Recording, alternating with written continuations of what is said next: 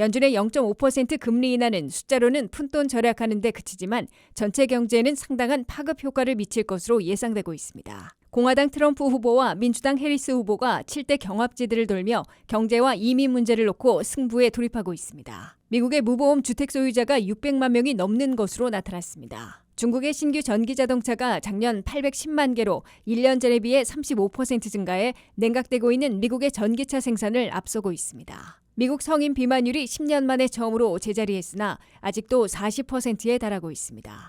시청자 여러분 안녕하십니까? 워싱턴 뉴스 투데이입니다.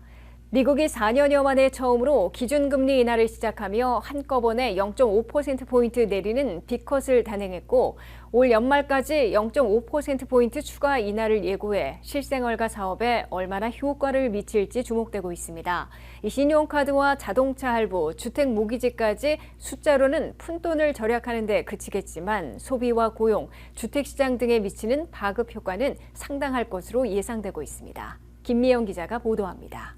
미국 중앙은행 연방준비제도가 4년 만에 단행한 빅컷 카드로 미국민 가정과 사업체, 기업들에 어떤 혜택을 가져다 줄지 예의주시되고 있습니다.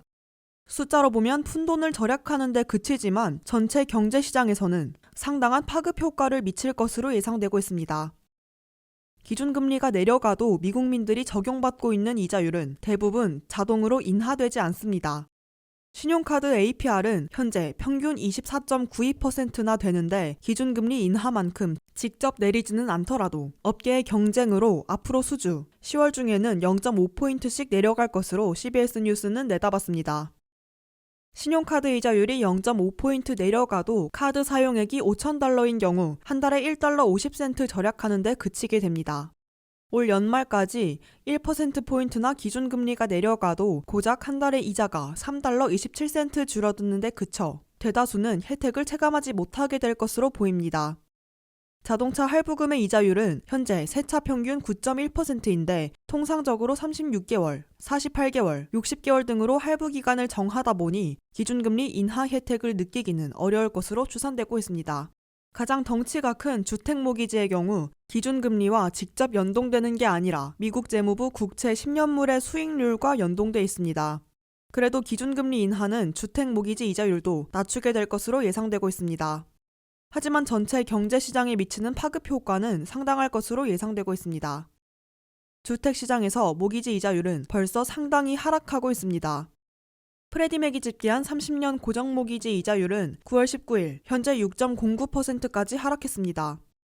일주일 만에 0.11포인트, 1년 전보다는 1.1포인트나 떨어진 것입니다. 40만 달러를 모기지 융자받을 경우 모기지 이자율이 1.5포인트 낮아졌다면 한 달 상환금이 $400나 줄어들기 때문에 적지 않은 절약 혜택을 보게 될 것으로 나타났습니다. WKTV 뉴스 김미현입니다. 6주 남은 백악관행 레이스에서 공화당 트럼프 후보와 민주당 해리스 후보가 7대 경합지들을 돌며 경제와 이민 문제를 놓고 끝내기 승부에 돌입하고 있습니다. 트럼프 후보는 소셜연금과 팁 소득에 이어 오버타임에도 세금을 없애겠다는 세금 감면으로 유권자들의 표심을 얻으려 하고 있고 해리스 후보는 중산층 근로자들에게 절실한 생필품과 주거비, 보육비 등의 비용을 낮추겠다고 공약하고 있습니다. 한면태 기자가 보도합니다. D-6주 40일 앞으로 다가온 2024 백악관행 레이스에서 7대 배틀그라운드 경합지들에서 그야말로 초박빙 접전이 벌어지자 도널드 트럼프 공화당 후보와 카말라 해리스 민주당 후보가 막바지 가속 페달을 밟고 있습니다.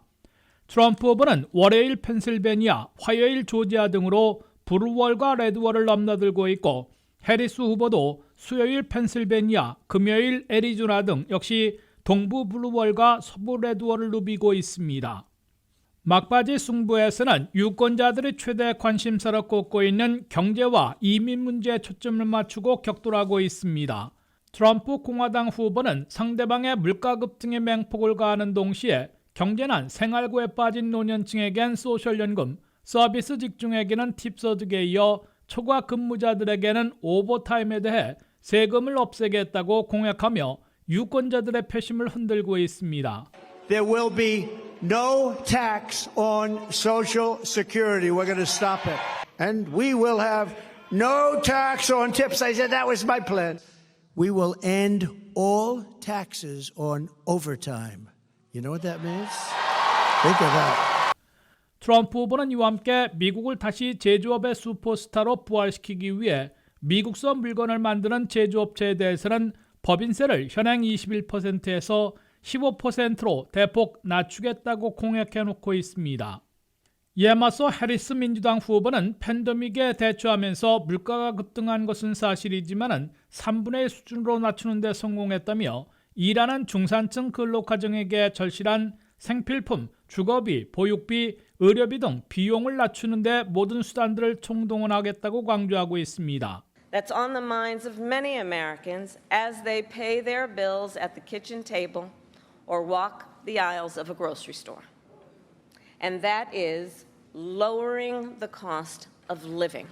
해리스 후보는 첫 집 마련 시 다운 페이먼트로 25,000달러를 지원하고 4년간 공공주택 300만 호를 공급하겠다고 공약해놓고 있습니다.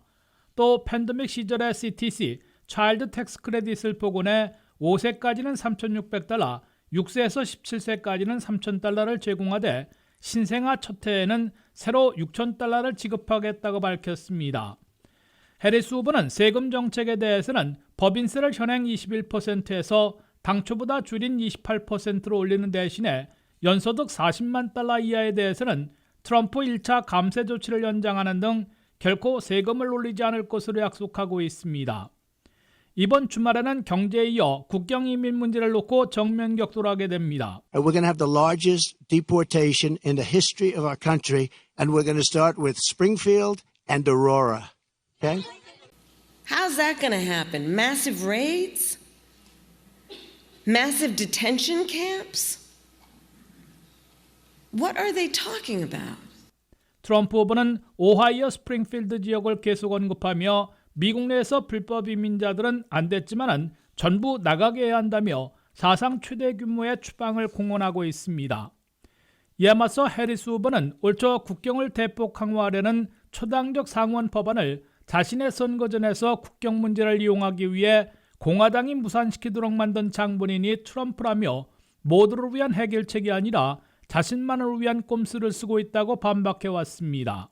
해리스 후보는 이번 금요일 애리조나를 방문하는 도중에 대통령 후보로서는 처음으로 국경 지역을 찾아 국경 이민 문제에 대해 맞대응할 계획입니다. WKTV 뉴스 한면택입니다. 현재 600만 명이 넘는 주택 소유자가 주택보험에 가입하지 않은 것으로 나타났습니다. 미국 주택 소유자들의 7.4%가 무보험 상태인데요. 이에 따라 무보험으로 보호받지 못하는 주택의 가치가 1조 6천억 달러에 달할 것으로 추정되고 있습니다. 특히 워싱턴 DC의 주택 무보험자 비율은 3%로 순위권 안에 들기도 했습니다. 김미영 기자의 보도입니다.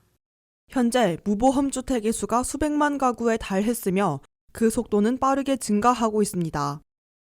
미국 소비자연합 CFA의 새 보고서에 따르면 600만 명이 넘는 주택 소유자가 주택보험에 가입하지 않아 자연재해와 주택에 발생할 수 있는 기타 중대한 피해로부터 보호받지 못하고 있는 것으로 나타났습니다. 미국 전체 주택 소유자의 7.4%가 무보험 상태이며 무보험 시장의 가치는 최소 1조 6천억 달러에 달하는 것으로 추정됩니다. 특히 연봉 5만 달러 미만의 주택 소유자는 일반 주택 소유자에 비해 보험에 가입하지 않을 가능성이 2배나 높은 것으로 밝혀졌습니다. 저소득 주택 소유자 중 15%는 보험에 가입하지 않았습니다. 일반적으로 모기지 대출을 받는 것이 불가능함에도 불구하고 보험에 가입할 수 없는 주택은 여전히 주택 시장에서 매매가 이루어지고 있습니다. 주택 무보험자 비율이 가장 높은 주는 미시시피주, 뉴멕시코주, 루이지애나주입니다.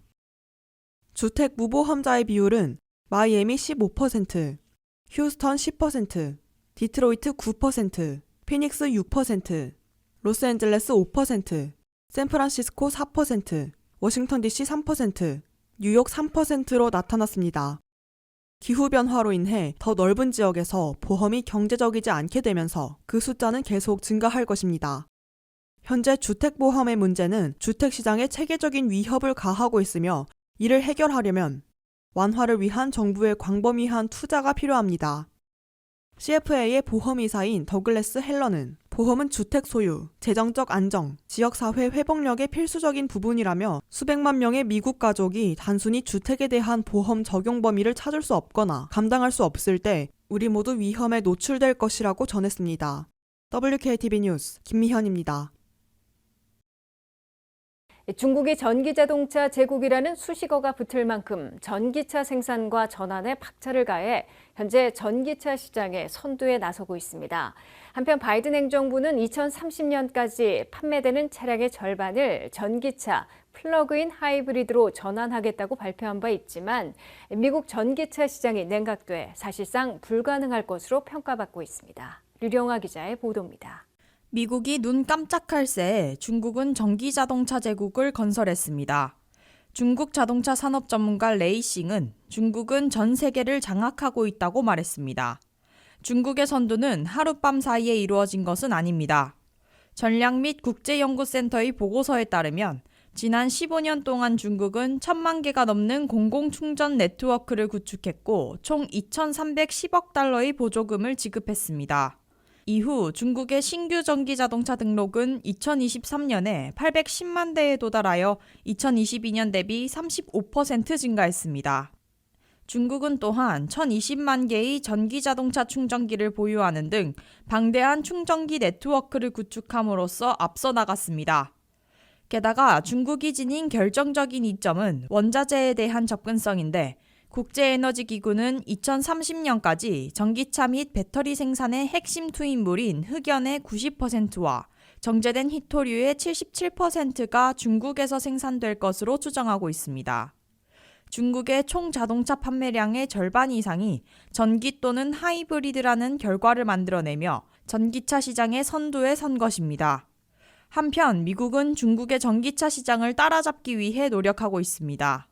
바이든 행정부는 전기자동차로의 전환을 주요 우선순위로 삼았으며 전기충전 인프라에 75억 달러의 자금을 지원하고 있지만 공급망 접근성이 제한적이고 전기자동차 인프라 개발이 뒤처지고 있습니다.